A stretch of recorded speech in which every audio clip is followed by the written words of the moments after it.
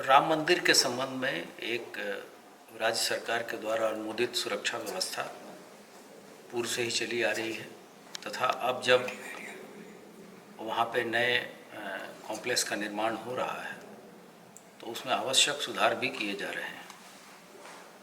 आने वाले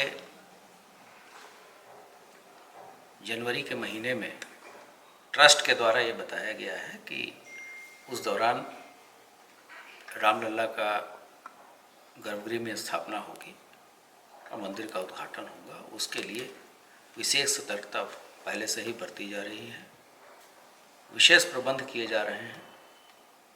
वहाँ जो वर्तमान में सुरक्षा योजना बनी हुई है उसके अतिरिक्त हमारे जो कमांडो टीम है, रिवर फ्रंट है और अन्य जो विशेषज्ञ इकाइयाँ हैं उसकी सहायता लेके अचूक सुरक्षा व्यवस्था सुनिश्चित कराई जाएगी। अब जो सुरक्षा योजना बन रही है वो भविष्य में वहाँ के आवश्यकताओं को देखते हुए बनाई जा रही है, क्योंकि प्रतिदिन संभावित श्रद्धालुओं की संख्या में कई गुना वृद्धि की संभावना है, जैसा कि वाराणसी में देखा गया है। तो फ्यूचरिस्टिक और डायनेमिक सिक्योरिटी स्कीम इम्प्लीमेंट किया जाएगा। इसके लिए लगातार पुलिस मुख्यालय स्तर और गृह विभाग के स्तर पे तैयारियां चल रही हैं। नए उपकरण, नए बिल्डिंग्स, नई व्यवस्थाएं, इसके लिए संसाधन उपलब्ध करा दिए गए हैं और बहुत जल्द ही वहाँ हम प्रॉपर व्यवस्था करेंगे तथा जो हमारी ये सुरक्षा व्यवस्था होगी वो पूरे वर्ष में जो अन्य कार्यक्रम अयोध्या जी में होते हैं उसको देखते हुए बनाई गई है। जैसे समय समय पे वहाँ जो मेले लगते हैं और घाटों पर स्नान होता है, इन सभी चीज़ों को मद्देनज़र रखते हुए अयोध्या प्रॉपर के लिए तथा अगल बगल के ज़िले की आवश्यकताएं और वहाँ के थ्रेट परसेप्शन को असेस करते हुए व्यवस्थाएं की जा रही हैं। वहाँ माननीय उच्च न्यायालय के आदेश से सर्वे का कार्य आज पुनः सुबह प्रारंभ हुआ है। हमारे सभी अधिकारी वहाँ मौके पर मौजूद हैं। कोर्ट के जो निर्देश हैं उसका 100% अनुपालन कराया जा रहा है। इसके लिए जो आवश्यक पुलिस बल की डिमांड स्थानीय स्तर पे की गई है उसको मुहैया करा दिया गया है। इसके साथ साथ पूरे प्रदेश में श्रावण मास को लेकर जो सतर्कता बरती जा रही है और इसके अतिरिक्त कुछ राज्यों में जो हिंसात्मक घटनाएं हुई हैं उसको देखते हुए हमारी तैयारियां पूर्ण हैं और उत्तर प्रदेश में पूर्णतः शांति है। वहाँ हमारे आईजी जोन और आईजी रेंज और एडीजी जोन वहाँ मौजूद हैं। महत्वपूर्ण सुराग हाथ लगे हैं, जल्द ही उस केस का खुलासा होगा। बस शासन की मंशा के अनुसार हमारी जो विशेषज्ञ एजेंसियां हैं जैसे एसटीएफ और एटीएस, ये लगातार ऐसे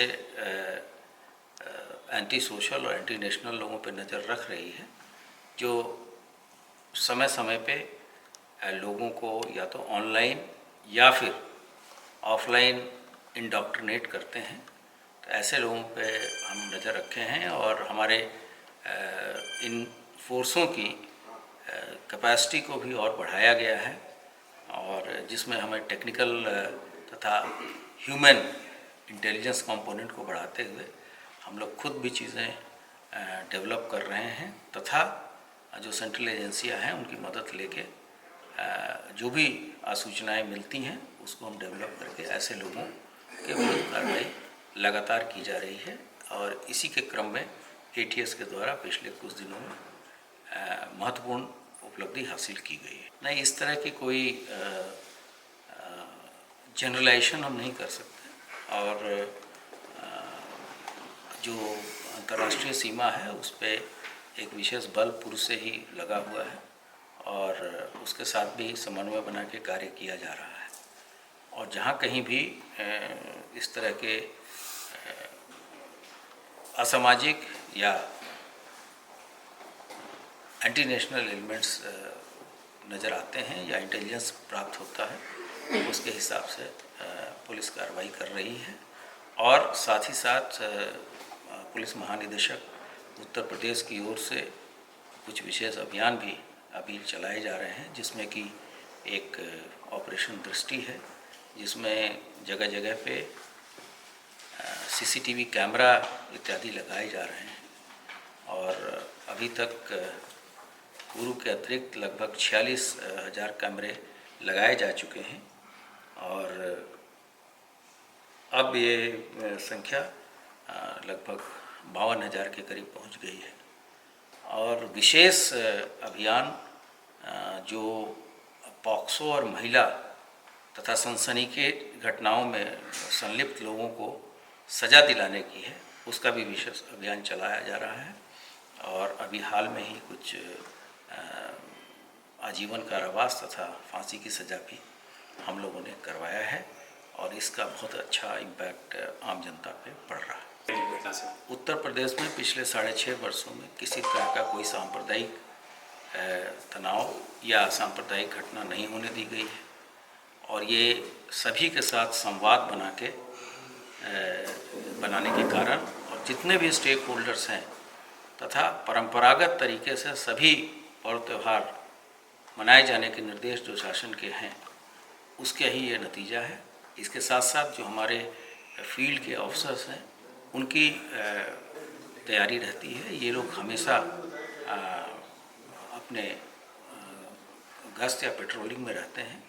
हमारी जो पुलिस रिस्पांस की गाड़ियां हैं, वो लगातार भ्रमणशील रहती हैं और उनका रिस्पांस टाइम इतना कम होता है कि जैसे ही कोई गड़बड़ी की सूचना मिलती है, पुलिस उसको अटेंड करती है और इफ़ेक्टिव कार्रवाई करती है, जिसके कारण सभी पर्व त्यौहार सकुशल तरीके से मनाए जाते हैं। जो प्रारंभिक सूचनाएं प्राप्त हुई थी वो मीडिया के साथ शेयर की गई हैं। इसका पुलिस रिमांड पे भी लिया जा रहा है और वर्तमान में जो इसके पास से दस्तावेज और रिकॉर्ड्स मिले हैं, उसके हिसाब से ये कहीं भी जाके किसी भी आतंकी घटना को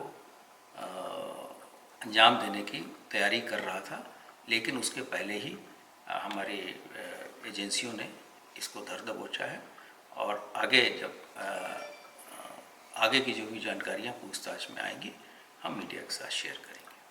उत्तर प्रदेश देश के वैसे कुछ प्रदेशों में शामिल है जहां नारकोटिक्स को कंट्रोल करने के लिए अलग से टास्क फोर्स जहां पर है। केंद्रीय सरकार तथा राज्य सरकार के निर्देश पे एनटीएफ का गठन हुए ठीक आज 1 वर्ष हुआ है।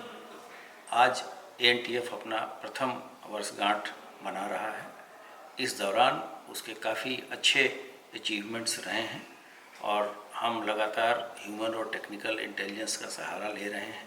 सभी एजेंसियों के साथ मदद लेके कार्य कर रहे हैं और जो नोन रूट्स हैं उन पे हम रिकवरीज भी कर रहे हैं, गिरफ्तारियां भी कर रहे हैं और हमारा प्रयास यही होता है कि पूरे सप्लाई चेन को हम ब्रेक करें और आने वाले समय में जिला पुलिस और हमारी एसटीएफ तथा एएनटीएफ प्रॉपर समन्वय के साथ काम करके अच्छे से अच्छा रिजल्ट देंगी।